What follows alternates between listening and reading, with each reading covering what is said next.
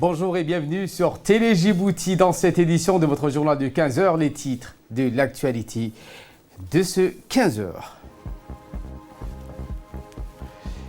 Remise de certificat pour le jeune bénéficiaire d'une formation axée sur l'entrepreneuriat au centre de leadership et de l'entrepreneuriat.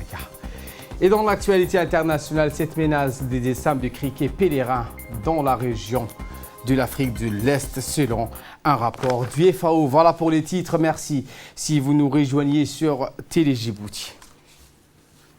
Le président de l'Assemblée nationale, Mohamed Ali Hamad, a reçu en audience aujourd'hui l'ambassadrice du Royaume de Maroc en République de Djibouti, l'honorable Neza Alaoui Hamdi. L'entretien s'est déroulé dans le salon d'honneur du Parlement et en présence du directeur du cabinet, Idriss Mohamed Hamad. Après les salutations d'usage, l'ambassadrice Neza a transmis au président de l'Assemblée nationale ses meilleurs vœux en cette nouvelle année et lui a donné ensuite un aperçu général sur les liens de coopération qui unissent les deux nations frères. Le but de cette visite consiste entre autres à promouvoir les rapports d'amitié entre les institutions législatives de deux pays. Toujours à l'Assemblée nationale, mais cette fois, donc, le président de l'Assemblée qui est désigné comme vice-président du Congrès international des parlementaires lors de la signature du mémorandum d'adhésion à cette institution qui regroupe les parlements nombreux du pays du monde. Durant sa mission au Pakistan, à l'invitation du président du Sénat, c'est dans cette lancée que le président de l'Assemblée accepta l'invitation du président du Sénat de la République islamique du Pakistan qui souhaitait se rapprocher du Parlement djiboutien. Les deux parties ont échangé sur de nombreuses questions communes et les moyens de rapprocher les deux nations par le biais de la diplomatie parlementaire. Lors de cette mission au Pakistan, la délégation parlementaire conduite par le président de l'Assemblée nationale, en prenant part à ces missions, l'objectif était que la délégation djiboutienne puisse témoigner de l'importance de respecter les principes défendus par la charte de l'IPC qui sont conformes aux fondements que soutient notre pays. C'est à la signature du mémorandum d'adhésion que le président de l'Assemblée nationale, Mohamed Ali Hamad, se vit attribuer le titre de vice-président du Congrès international des parlementaires. Retour à Djibouti, cette fois-ci avec la remise des certificats pour les jeunes entrepreneurs djiboutiens. Dans le cadre de la politique entrepreneuriale, le projet Forge, l'agence djiboutienne de développement social, l'ADDS, et le centre de leadership et de l'entrepreneuriat ont procédé ce matin à la remise des certificats à des jeunes entrepreneurs de la commune de Boulaos qui ont bénéficié d'une formation axée sur l'entrepreneuriat. Une cérémonie de remise de certificats qui s'est déroulée en présence de la directrice du Centre de leadership et de l'entrepreneuriat, Mme Oubah Ahmed Malou. Était présent également le représentant de la commune de Boulaos ainsi que le directeur du projet du secrétariat d'État à la jeunesse et au sport, Mohamed Ismail. Une brève présentation a été faite par des responsables du projet Forge, dont M. Abdelatif Mohamed, sur les processus de la formation et de l'entrepreneuriat. L'objectif essentiel de ce projet est d'améliorer l'accessibilité des jeunes et femmes aux opportunités de création d'emplois. Environnement à présent, où le ministère de l'Environnement a organisé un atelier de sensibilisation de la mise en place d'un cadre de gestion de la réserve naturelle de Douda. Cet atelier qui a vu la participation des responsables administratifs locaux, des responsables de l'environnement, dont le directeur de l'environnement, M. Hussein Rilash.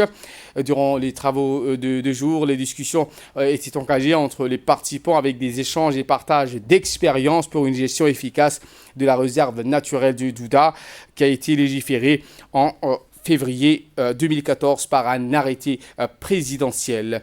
D'une superficie de 480 hectares.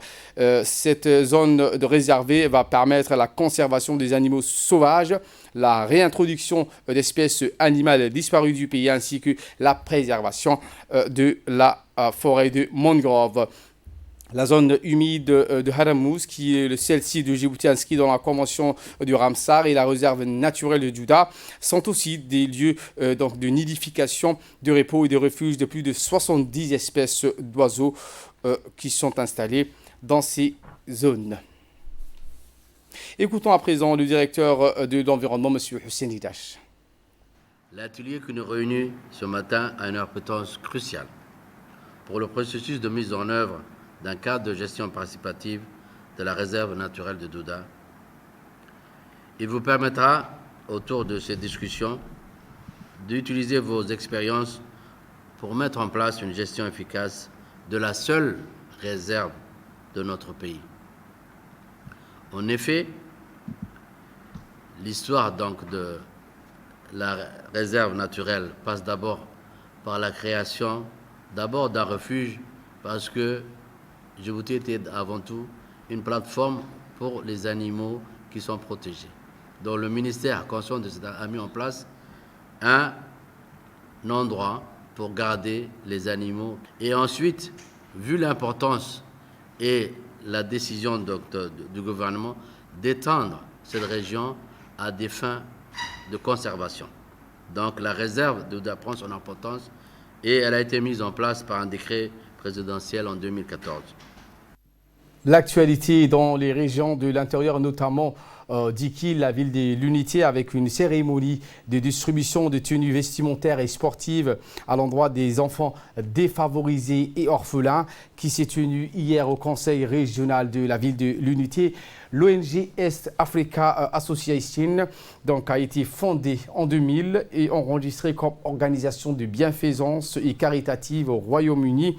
Elle œuvre pour l'amélioration de la communauté principalement est-africaine basée à Londres et globalement en Afrique de l'Est.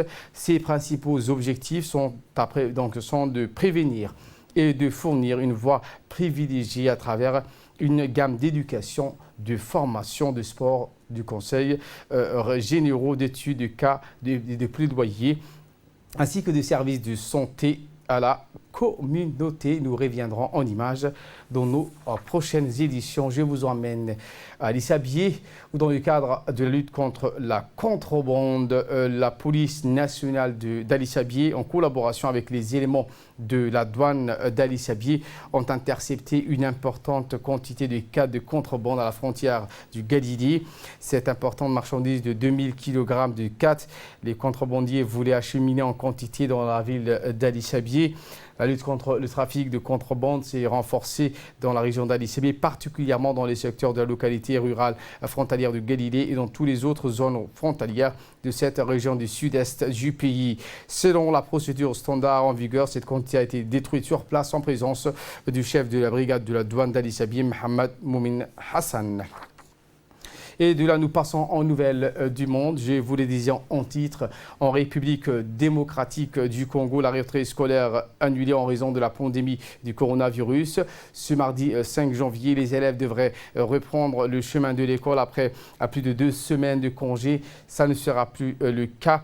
Après une réunion entre le ministère de l'enseignement primaire et secondaire et technique et l'équipe de la riposte du coronavirus, il a été décidé de reporter à une date ultérieure la reprise des cours.